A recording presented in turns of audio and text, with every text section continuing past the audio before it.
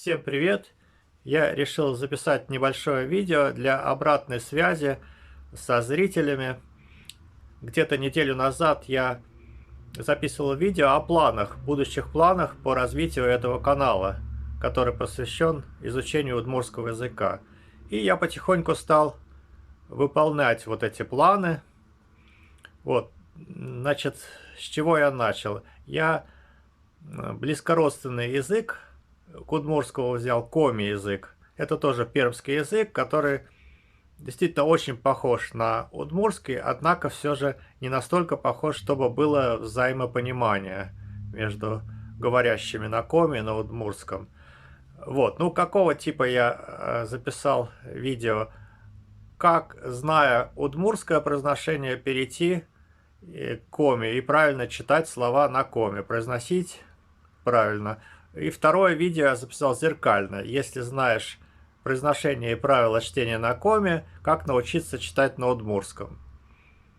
Причем там за 1 минуту. Ну, вот такое я дал название, чтобы, ну, может быть, привлечь зрителя за 1 минуту. Не жалко человеку одной минуты, чтобы научиться читать там на коме языке и так далее.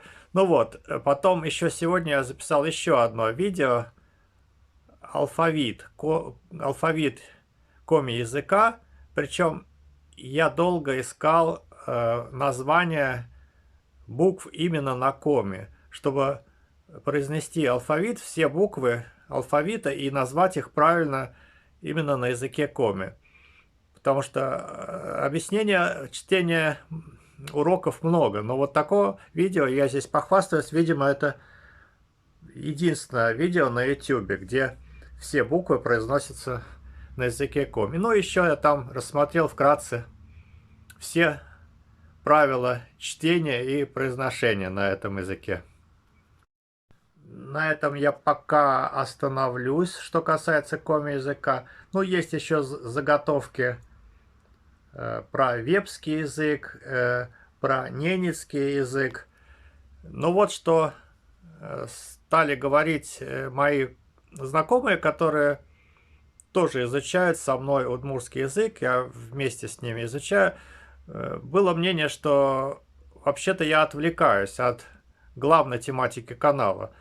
Тематика все-таки удмуртский язык, и не стоит другие языки, ну, такое мнение было, не стоит про другие языки, даже родственные, выкладывать на этот канал, а нужно специальный канал. У меня есть канал такой «Лингволюбие», и туда выкладывать.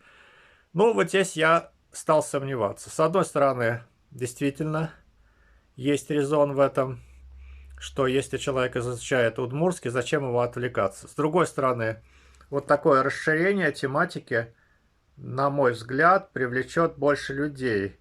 Ведь некоторые люди не хотят глубоко изучать именно там грамматику, погружаться во все это там. Все там у меня сейчас 17 уроков, все их проходить. А вот посмотреть так, познакомиться и узнать, насколько похожи вот языки коми, там, удмуртский, или другие финно-угорские, либо шире взять уральские.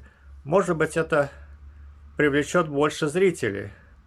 Потому что, скажу честно, сейчас пока просмотров очень мало. Бывает, что я работаю вот над уроком достаточно долго, и потом неделю, там 2 недели, всего там 10 просмотров. Вот. И, естественно, мне бы хотелось побольше.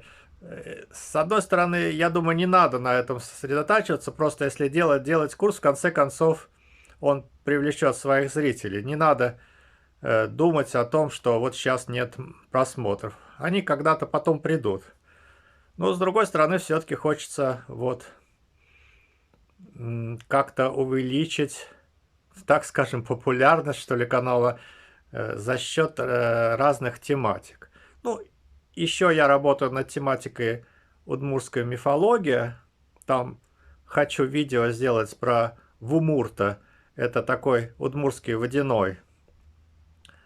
Вот. И, конечно, продолжать дальше уроки. Уроки, основная тематика все-таки должна быть, ну, оставаться основной. Да. Ну вот, я вот про это вам рассказал, свои сомнения, рассказал про сомнения, стоит ли вот расширять вот так тематику, либо придерживаться только удмуртского языка. Если у вас есть какие-то соображения на этот счет, пишите, пожалуйста, в комментариях, это мне будет очень полезно, вот эта обратная связь. Спасибо всем, кто смотрит мои видео, видеоуроки, комментирует, пишет комментарии с поддержкой. Всем спасибо и пока, до следующего видео.